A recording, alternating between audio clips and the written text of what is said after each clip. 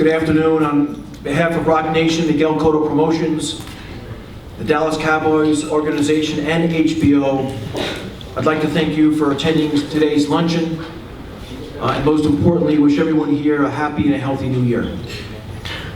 Just some quick fight facts. As you know, on February 25th at the Ford Center at the Star, we will witness the big return of boxing legend and Puerto Rican icon Miguel Cotto. This will be the first pay-per-view fight of the year and Miguel's 10th in his career. We're very excited that this fight is on pay-per-view. This fight has been priced very attractively at $49.95, a great value for the entertainment that's going to be offered by these two great champions. As I mentioned, this will be Miguel's 10th pay-per-view fight. Miguel Cotto belongs on pay-per-view. This fight belongs on pay-per-view, and again, $49.95 is the price. In James Kirkland, Miguel faces an opponent that is aggressive and lethal. He's a great opponent. He's a warrior. He's got lots to prove. This is absolutely a statement fight for James Kirkland, and he'll talk about that later this afternoon. I also want to point out that having Ann Wolfe in his corner obviously will give James the confidence to be the best that he's ever been. And so he becomes a very formidable opponent for Miguel. This fight is going to be all about entertainment. As I mentioned, it's a great value at $49.95. And we all know that this fight with these two fighters, these guys are going to come and it's going to be a brawl. It's going to be action-packed. People want to watch that. People want to see that live. And as I mentioned earlier this week, over 50% of the inventory in Dallas has already been sold for this fight with 7 weeks left. That's a real strong indication that people are excited about this matchup. There's great anticipation. We've got a great promoter and partner in Jerry Jones and the Cowboys. They are promoting this fight very aggressively. And again, to have over 50% of our inventory sold during the holidays is absolutely tremendous. And quite frankly, it's exceeded our expectations. On either Monday or Tuesday, we will announce a very, very talented and exciting undercard, highlighted by many Mexican fighters, other Puerto Rican fighters, and fighters from the Dallas and Texas market to add a local flavor. Again, as it relates to the main event with these two great champions, this is a setup fight. The winner of this fight goes on to a huge fight in 2017. There's lots at stake here. Both fighters are in training camp. Both fighters will be at their very, very best. Both fighters understand what this fight means. So the stakes are high. The stage is set. We appreciate you coming out here today to listen to Miguel and James. Before they take questions, I'd like to open up the floor to James, Mike Miller, and of course, Miguel for any comments. James. Foremost, I want to be able to thank pay-per-view, thank Rock Nation, and definitely my team, and Miguel Cotto for helping me with this opportunity, and definitely want to be able to make the fans proud and excited to see this match. we're definitely in camp, just as well as Miguel Cotto, and putting on a tremendous show as far as driving to the next limit and making sure there's no limitations to how far push me to get me to this outstanding victory.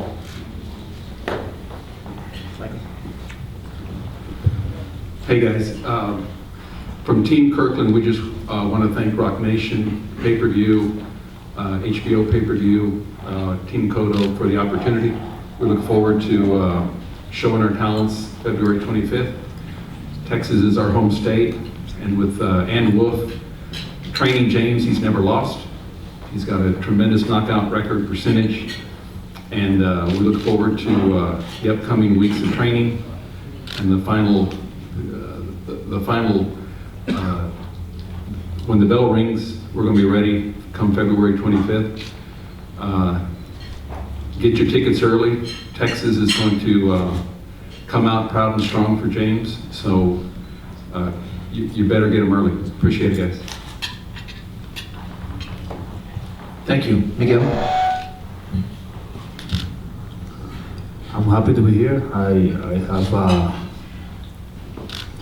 my camp start 3 days ago, and I'm committed to this fight. I'm committed to look in the best way possible for February 25th, and I'm in charge.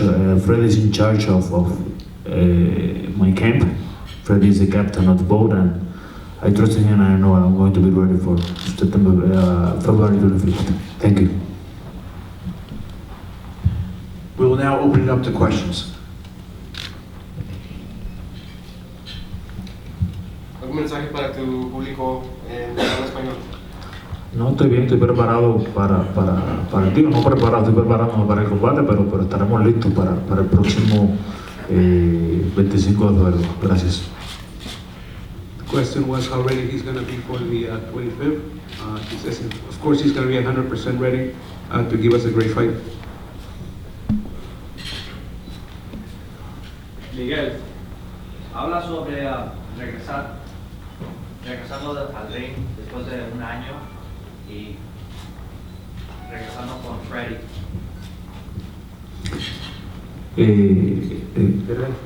The question is about the comeback. You've been off for over a year, and now you're coming back and with Freddy. Me encuentro bien, gracias a Dios, pues regresamos hace unos días al gimnasio, me he sentido de maravilla. Freddy me ha hecho trabajar muy bien y sé que el próximo 25 de febrero no tenemos ningún problema y subiremos en la mejor condición posible para obtener la victoria. No, I feel real good. I've been working with Freddy for a couple of days. He's putting me through the paces, getting ready. And there's no question in my mind that I'll be at top physical shape for the 25th.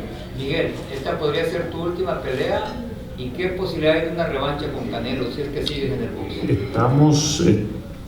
Is this going to be your last fight? Are you close to your last fight? And what about fighting Canelo in the future? Estamos pensando en James, estamos entrenando para James, estamos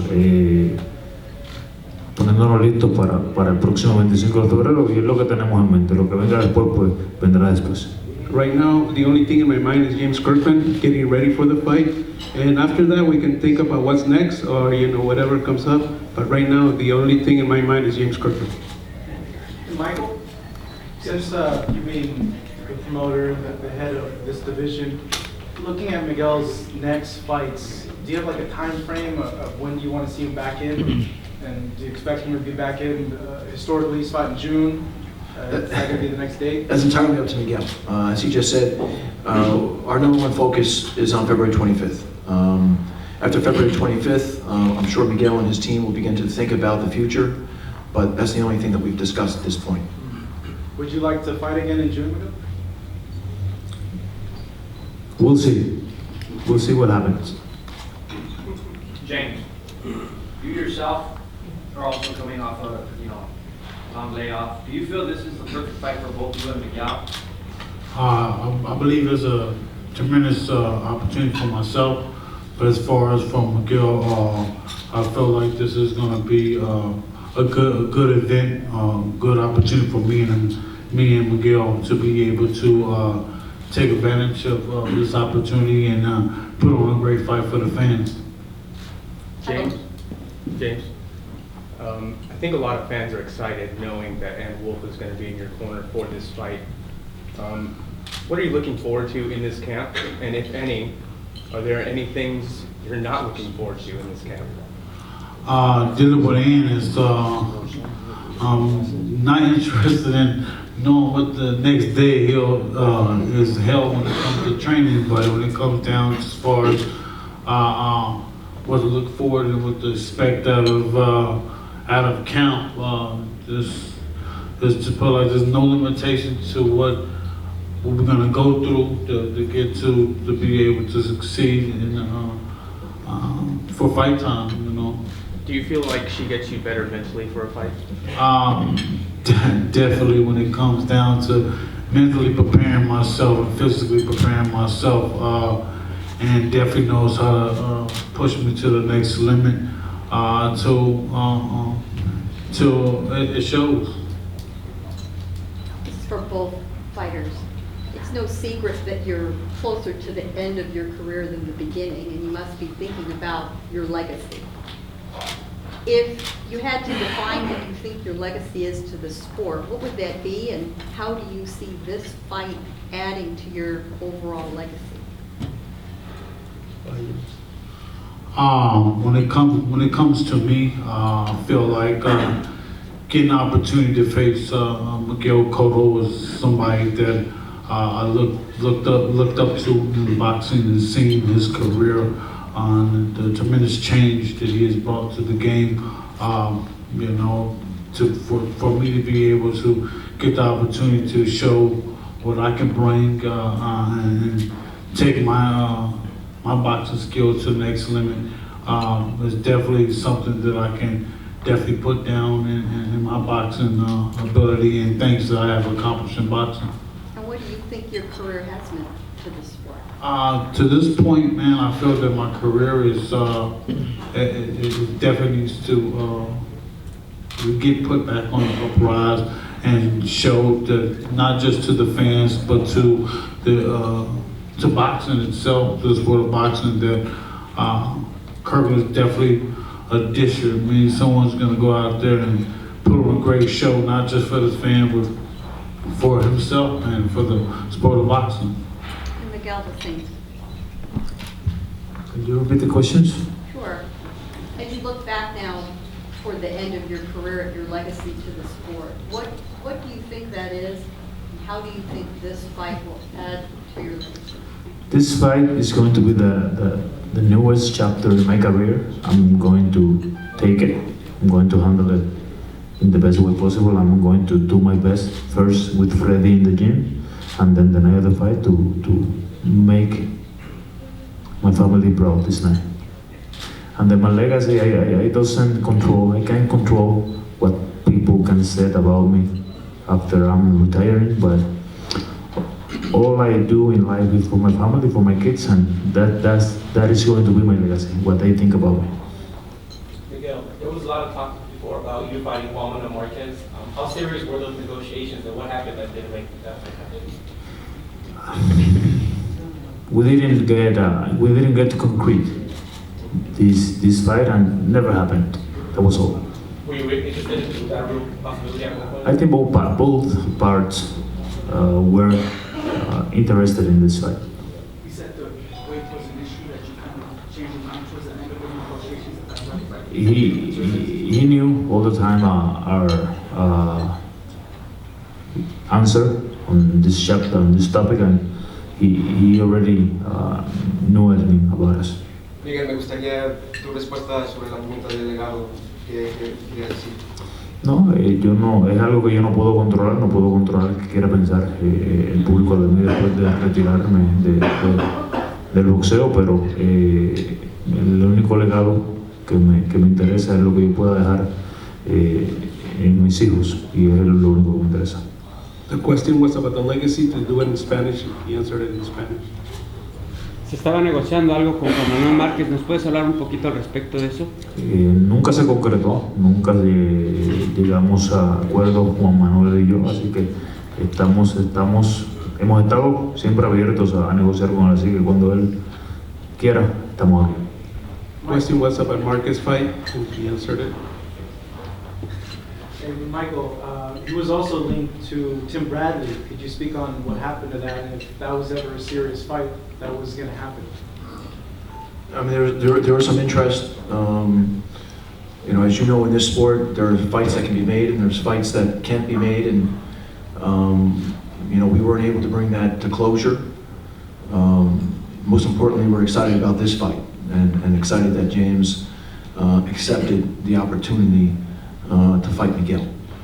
Follow up on that. Are you open for that opponent for him if he gets past James in the future? That's entirely up to Miguel. Are you open to go? I'm always been here thinking the best names out there. Michael, who is the next fighter that one of these guys wins? I mean, one of these guys are going to win, but who's going to be the next fighter? As I mentioned earlier, we're taking it one fight at a time. You know, and Miguel has a big challenge in front of him with James. Once this fight is over, Miguel and his team will decide, you know, what the next step is. But we're not getting ahead of ourselves. We're taking it one step at a time.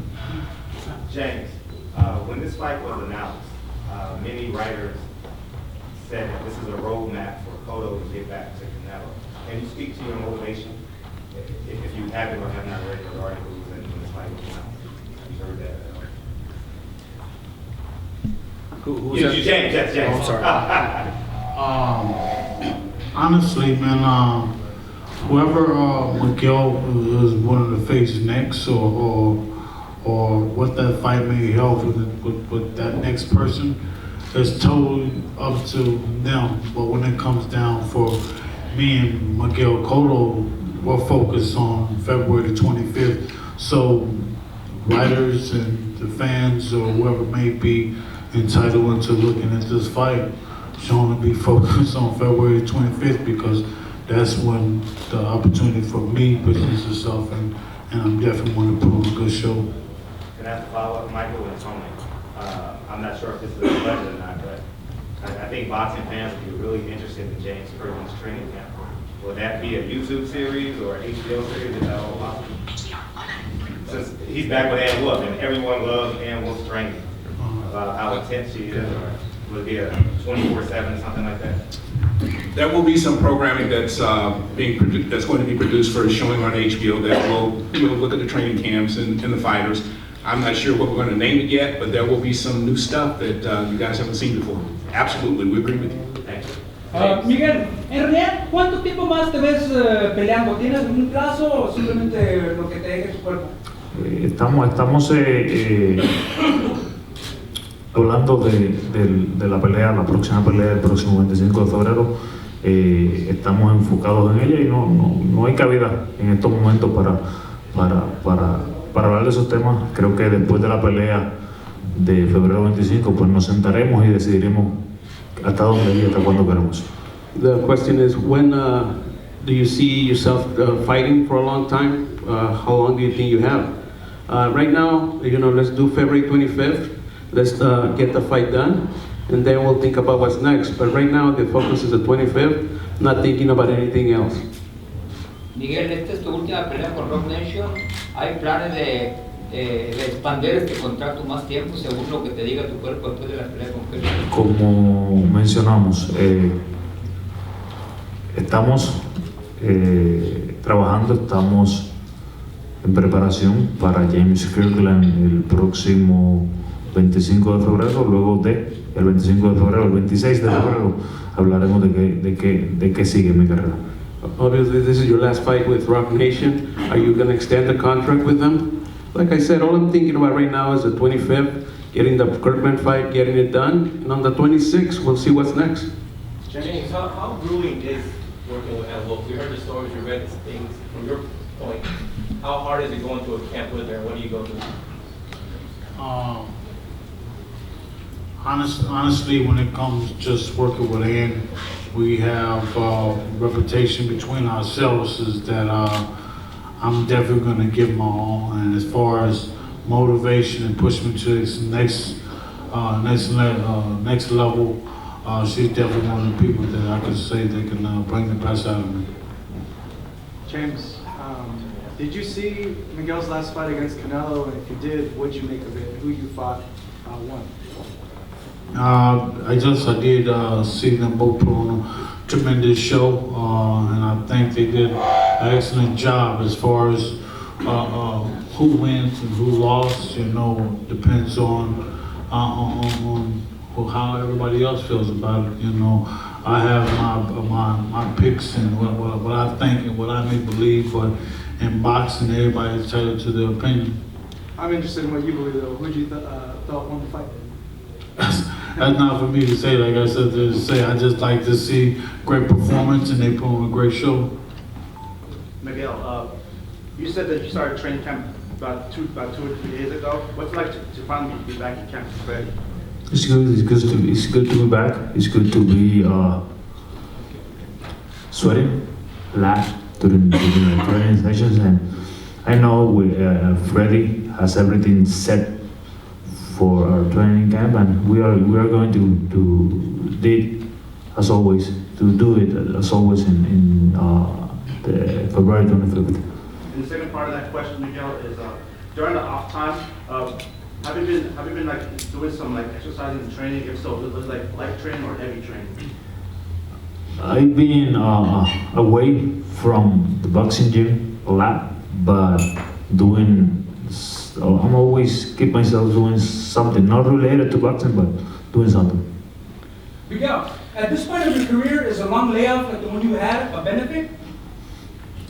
I rest a lot. I heal everything I got in the last years, and I'm ready to fight.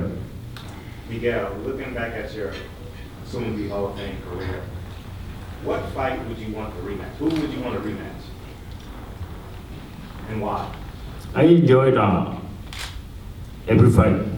I did my best in every opportunity, whatever fight I had. Again, I know that I will do the same, the best. So no one? No, I have no favorite.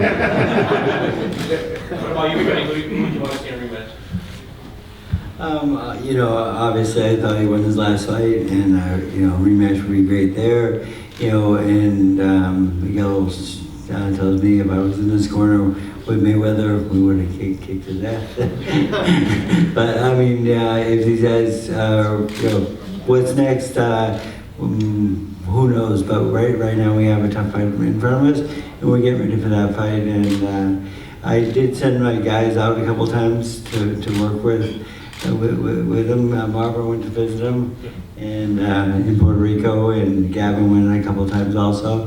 And just keep them fresh and not forget entirely about us. Freddie, obviously you've dealt with this with Pacquiao. Is it difficult to get a veteran fighter up to speed after a long layoff? Everyone's different, of course, but Miguel, the last 2 days, he's been great. We've had a little bit of layoff. We had to blow the dust off the body pad, and we did yesterday, and the body punches are fucking hard. Yes, I peed blood last night. but it's good to be back to work, and I'm happy. I'm happy to have him back in the gym.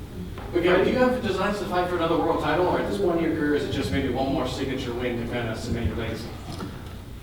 I don't think about it. I think that I accomplished enough in my career. I'm happy with the way my career being done by everybody around me, and I'm just happy. And I'm not thinking about any title.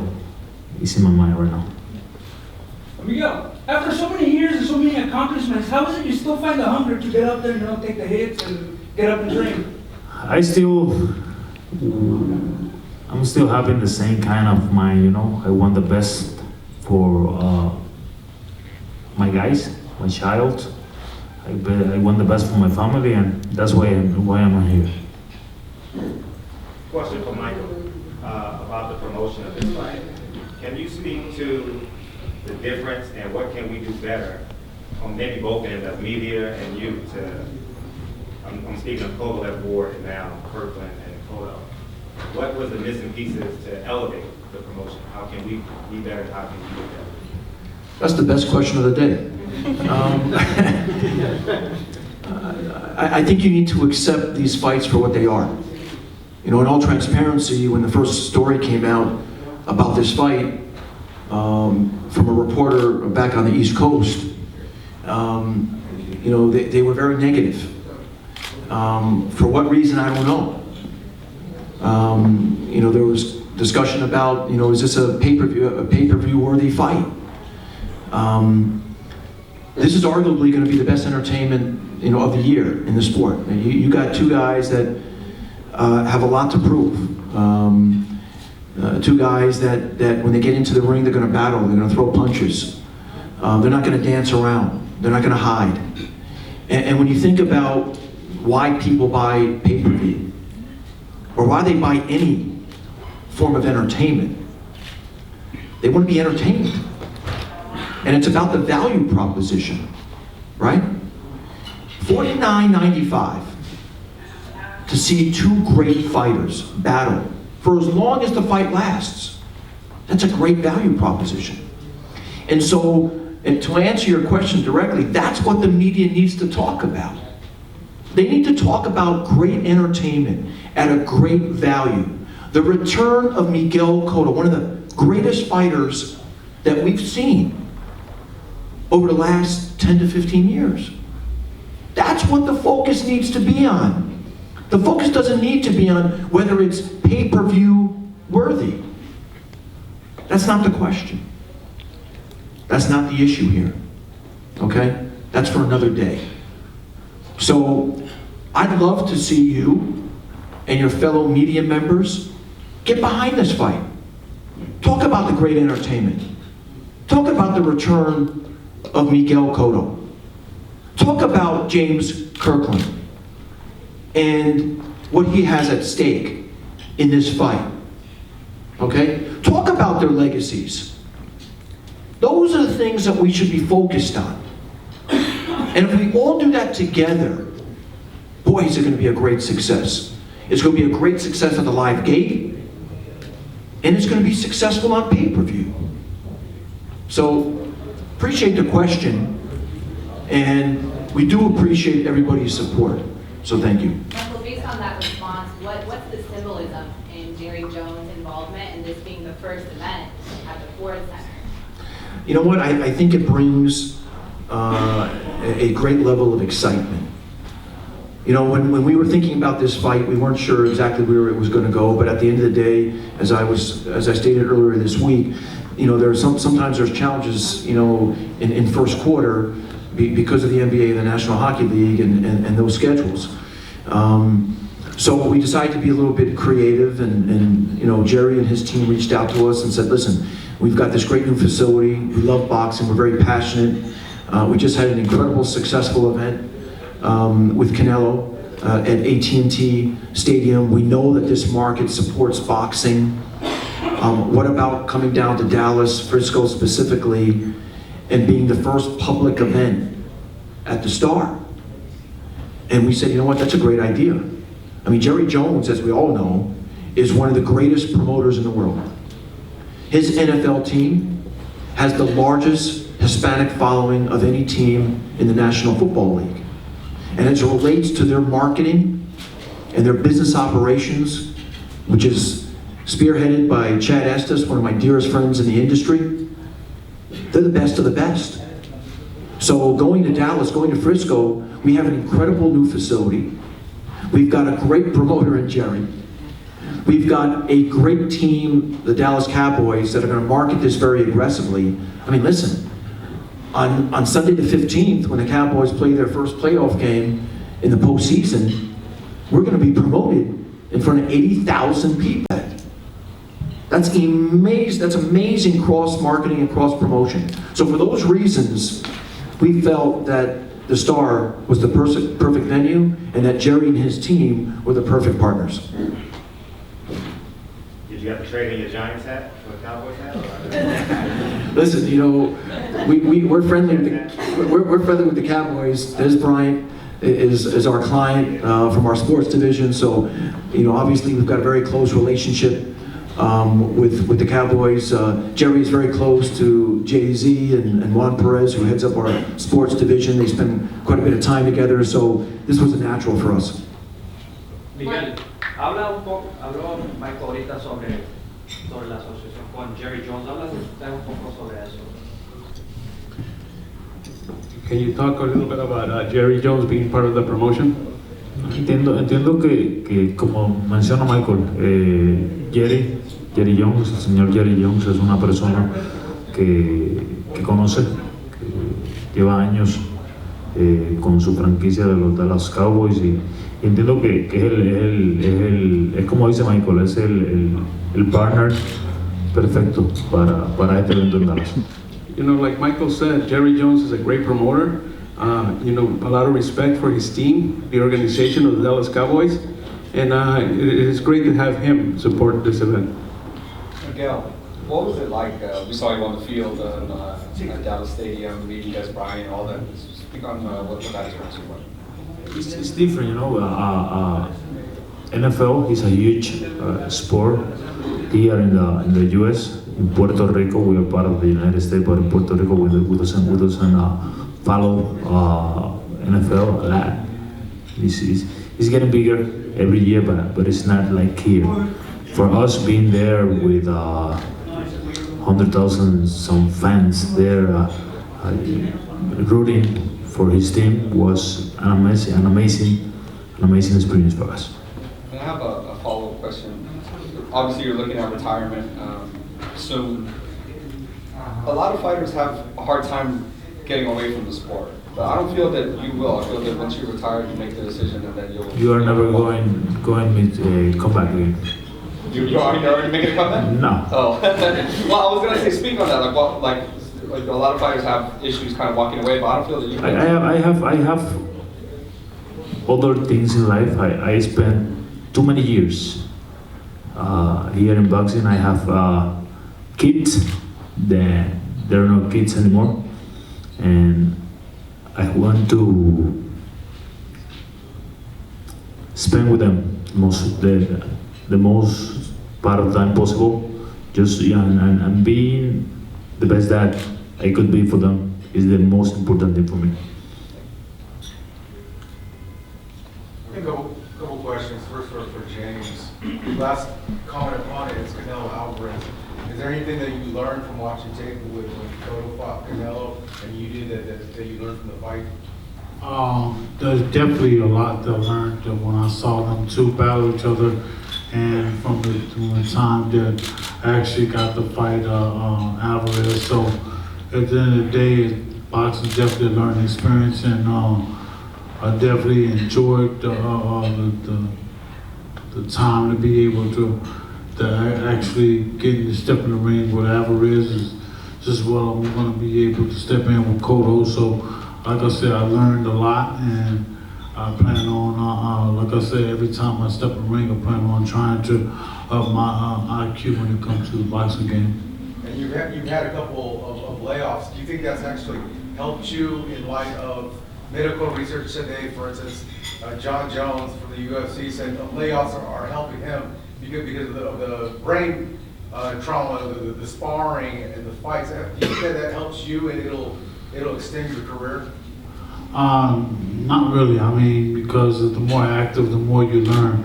The more that you're involved, the more that your IQ, your level of the boxing game can exceed. But as far as time away from the gym, time away from certain things, I only feel that it's it can be a bad thing at the same time. It's a good thing. I don't know if it makes sense, but time you get to spend with your family and friends and stuff at the same time that you neglect from the sport. It's always good to be in the ring, getting punched on, banged on, so you can be, your body can be able to take those impacts or blows or whatever. I'm just focused, like I say, February 25th and preparing myself for that event. And for Miguel, a couple questions. You could fight anyone and put people in their seats, and you see superstars like Canelo fighting Liam Smith and Broner's fighting a guy coming off a loss. Why fight someone as dangerous as James Kirkland, who has one-punch knockout power?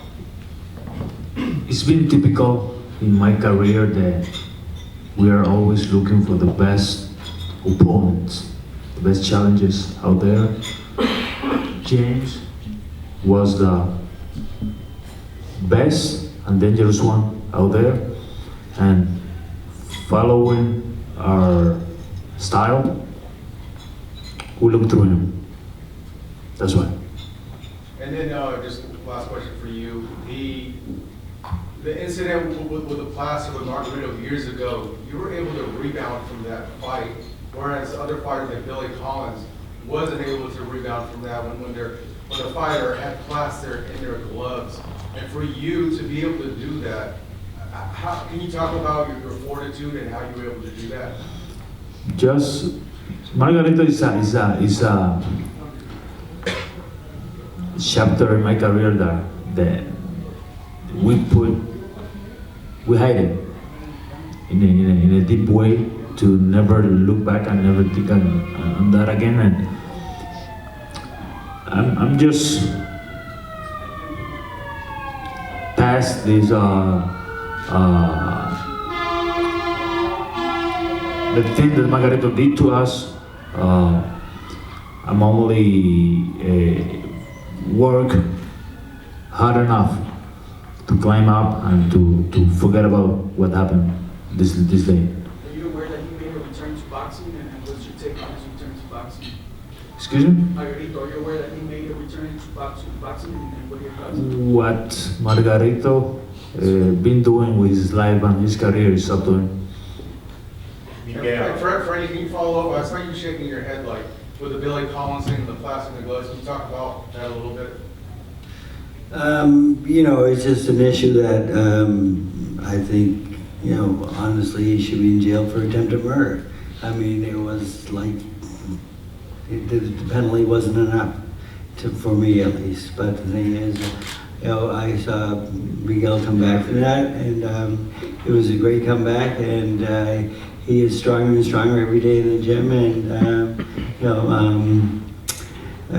back when we first started it, after that fight, we did have days that were maybe bad days, and after a while, positive thinking and positive people around him, he told me that's all gone now, and I'm glad to see that, and he's working great every day.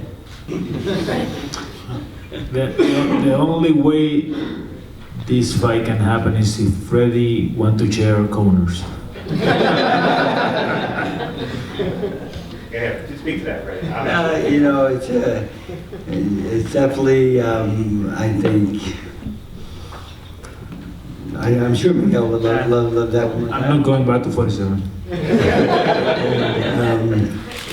And I wouldn't get away with the catch weight this time. So, weaken him a little bit, but the thing is, I think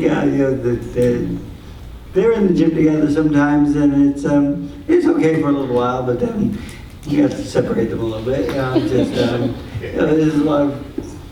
There's a lot of stuff there. I mean, they were opponents at one time, and they're somewhat friends now. But the thing is, our fighters are ever friends. Maybe not.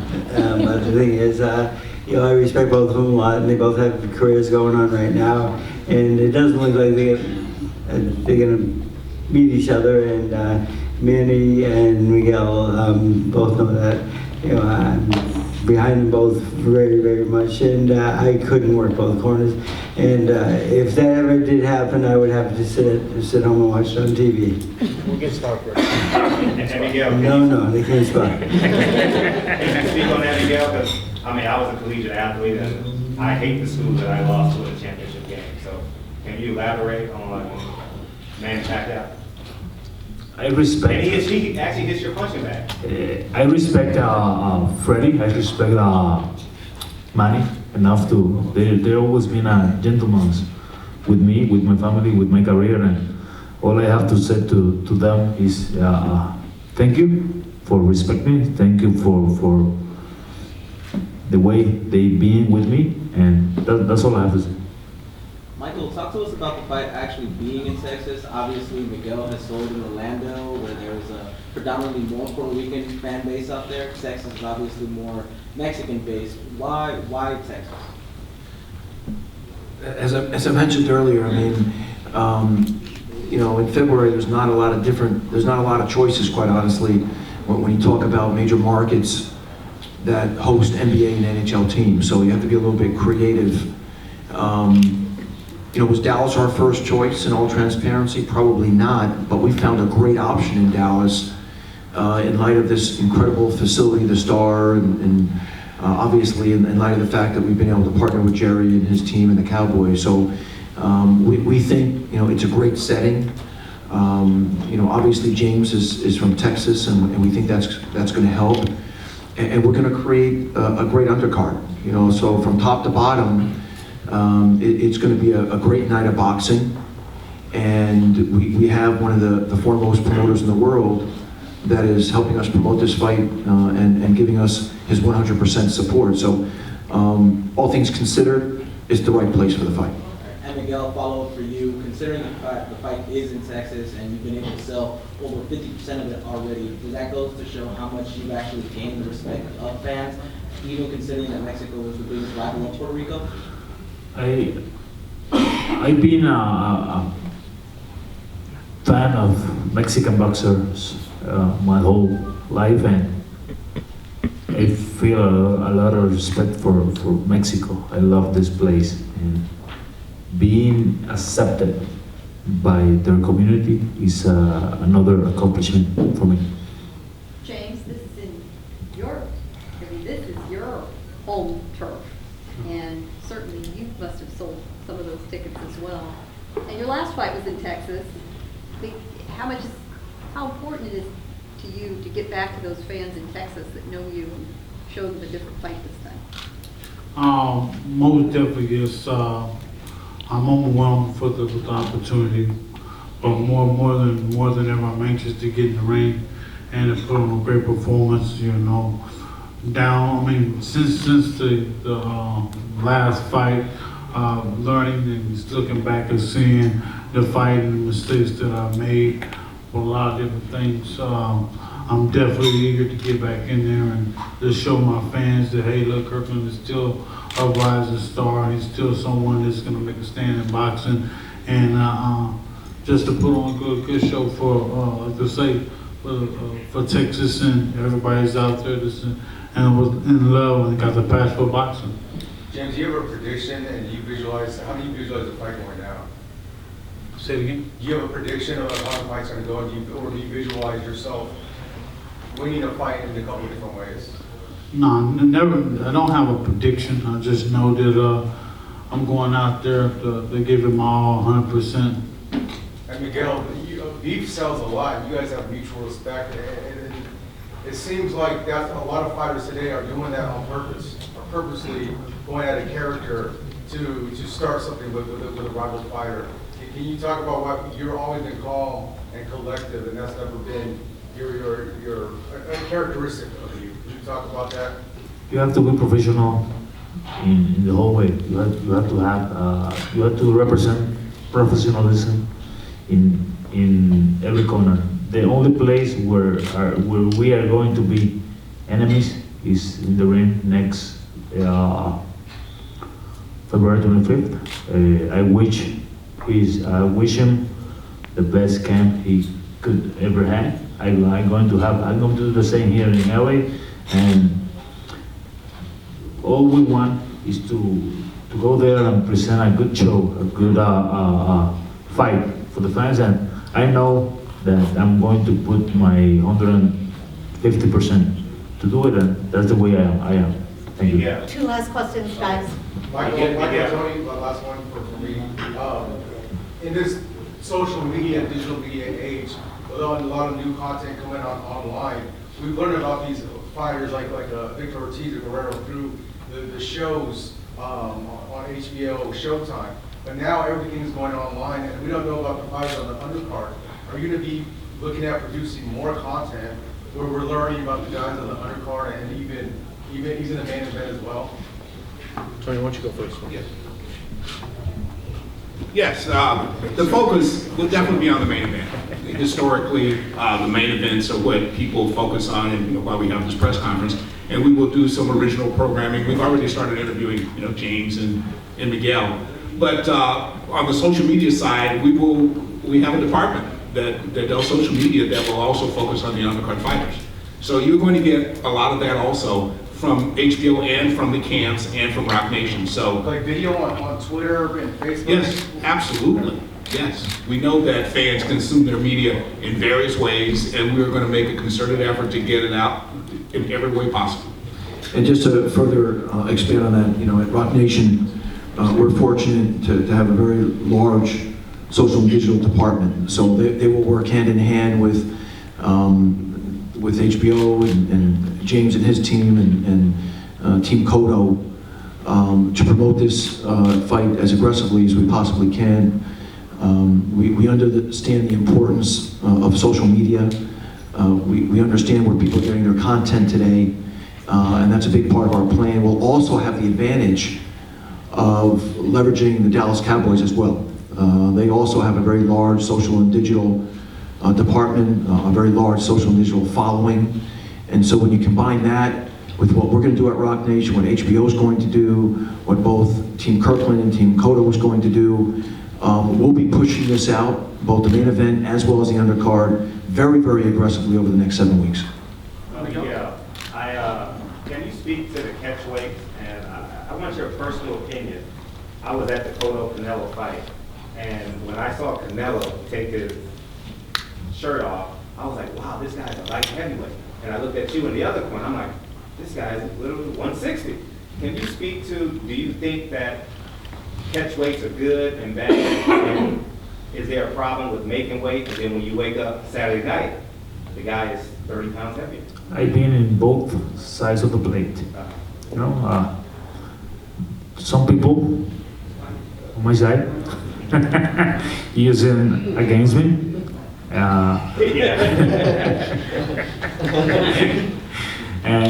But it's what it is, If Freddy, he's going to look for the benefit for his the guy who is in charge, his boxer, and if I know from the beginning, if I knew from the beginning that I didn't get able to get to 145, I didn't sign the contract.